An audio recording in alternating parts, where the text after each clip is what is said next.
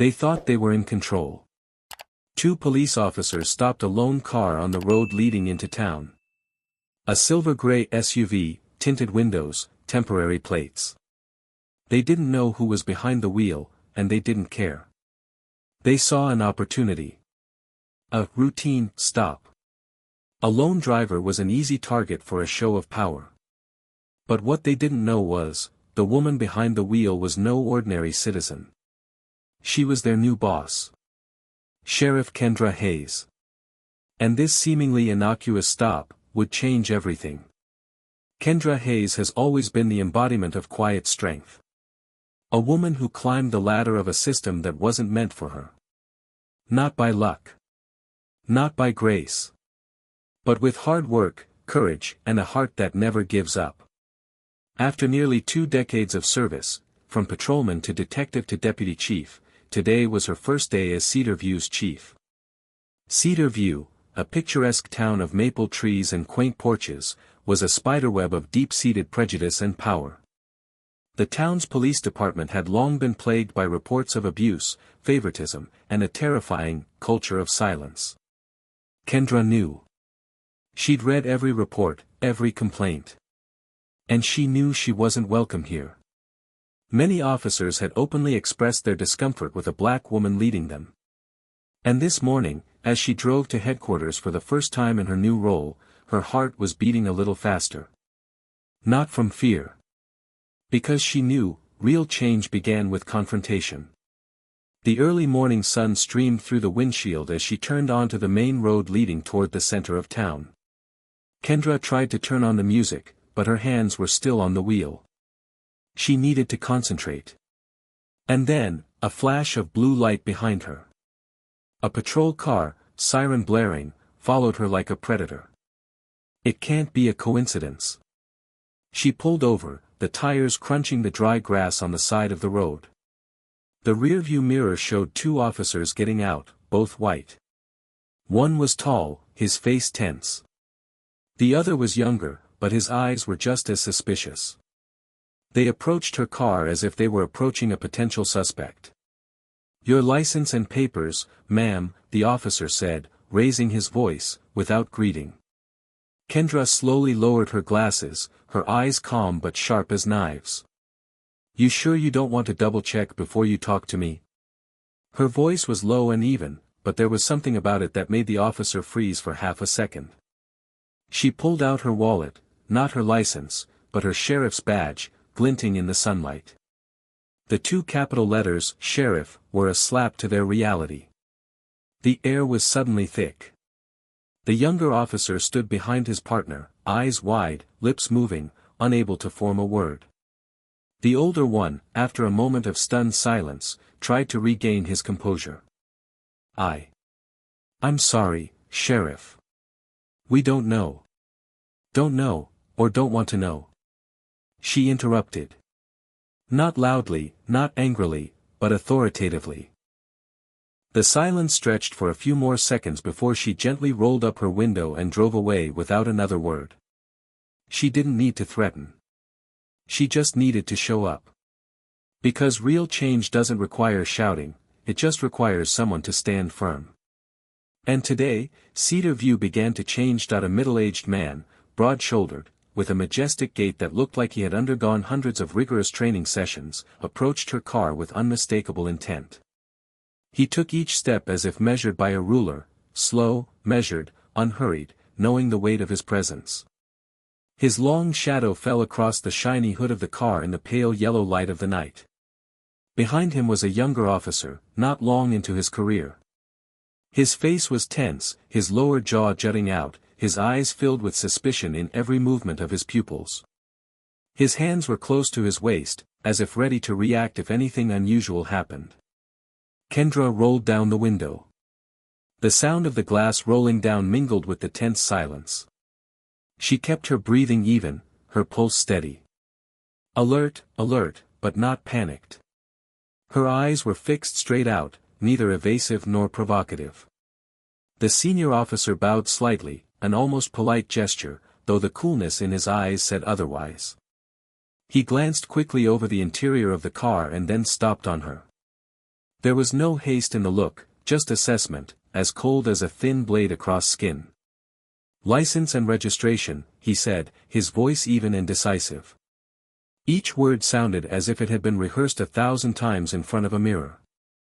His tone was low, but it had weight.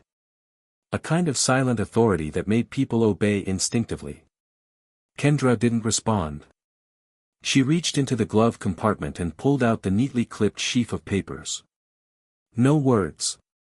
She had learned long ago that in situations like this, words weren't the most effective tool. Silence was a shield, and sometimes, a weapon. She handed them the papers. The senior officer narrowed his eyes as he studied them, but he said nothing. Seemingly considering something, she chose to remain silent. However, the young officer could not help it. "What are you doing in this area?" he asked, his voice hard. A simple question, but one that carried a tinge of suspicion.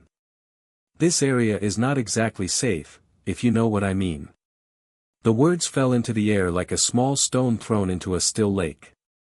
Kendra's stomach twisted, but her face showed no expression. She kept her gaze steady, her hands still on the wheel. "I'm on my way to work," she replied, her voice soft but clear. "And where, specifically?" The young officer pressed on, leaning closer to the window, as if to impose his presence on her space. His lopsided smile wasn't a real smile, it was an assumption plastered on his face.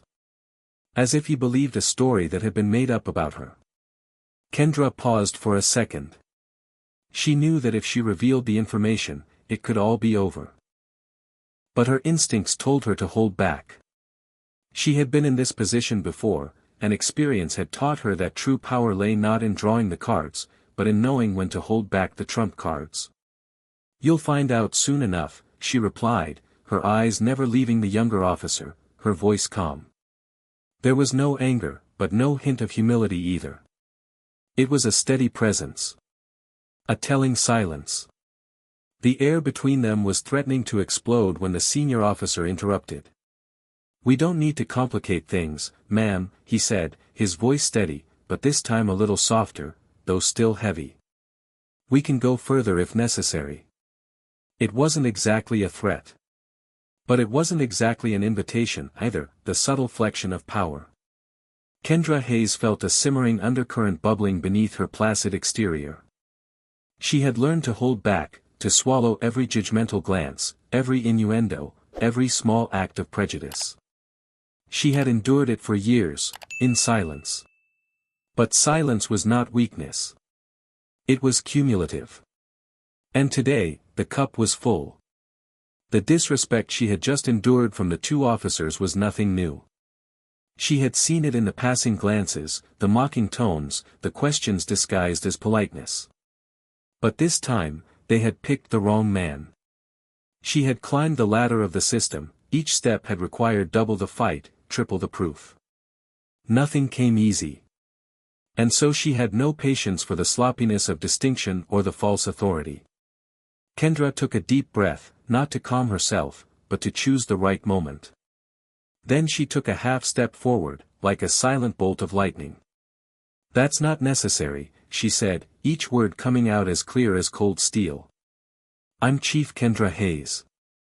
And I suggest you rethink how you're handling this situation." The atmosphere changed instantly. It was as if someone had pulled a string that was already trembling, and now it was making a sharp sound. Both officers froze like statues. The senior officer blinked, clearly shocked. His brow furrowed as the truth hit him like a punch to the gut. The younger officer nearly blanched. The smug look that had always been on his face vanished without a trace, replaced by panic and disbelief. You're the leader," the senior officer stammered. "Yes," Kendra replied, her voice as steady as a stormy rock. "And I want to know exactly why I was stopped. And why these questions were asked as if I were worthless." Silence. A heavy silence, as if the world were holding its breath. The younger officer faltered, trying to form his words, but what came out were the fragments of a poor excuse. Too late. The tide had turned. The scales had tipped. The senior officer coughed, trying to regain control. There must have been a misunderstanding. No, Kendra interrupted, her voice as sharp as a razor. This isn't a misunderstanding. This is exactly the problem. You block people like me for no reason. You make assumptions based on appearance, skin color, personal bias. You wield your power like a whip, and hope that no one will stand up. The senior officer opened his mouth, but no words came out. He knew she was right. And that stung more than any scolding. Kendra didn't budge. Her calm demeanor, no shouting, no anger, was what confused them the most. Do you know, she continued, her eyes never leaving them. It's behavior like yours that causes people to lose faith in the system I'm trying to restore every day. I'm here to change that. And I won't stop. No one responded. But there was no need to say anything more. Kendra spoke for hundreds, thousands of voices that had been ignored. She walked away, leaving behind a confused silence, and a world that had just been reshaped, by the steady hand of a woman who would no longer stand behind. The two officers stood there, frozen, as if time had stopped. Their faces were pale, drained of blood, as if the truth had just hit them, heavy and undeniable. Kendra felt the weight of the moment sink into her mind. It wasn't just about her, it wasn't a personal story anymore. It was the story of hundreds, thousands of people who had been stopped on the side of the road for no reason other than the color of their skin, their appearance, or their lifestyle. People who had been questioned, scrutinized, harassed simply because they didn't fit some people's narrow, biased idea of who was allowed to be here. She stepped out of the car. Every step was a statement. She stood tall, her gaze unwavering as she faced them. You will report directly to me, she said, her voice firm and clear. I'll be reviewing every stop you make over the next few weeks. And I advise you to be very thoughtful about how you conduct yourself from this moment on. A heavy silence fell, as if the world were holding its breath. Finally, the senior officer spoke, his voice hoarse and trembling. We mean no disrespect, Chief. This won't happen again.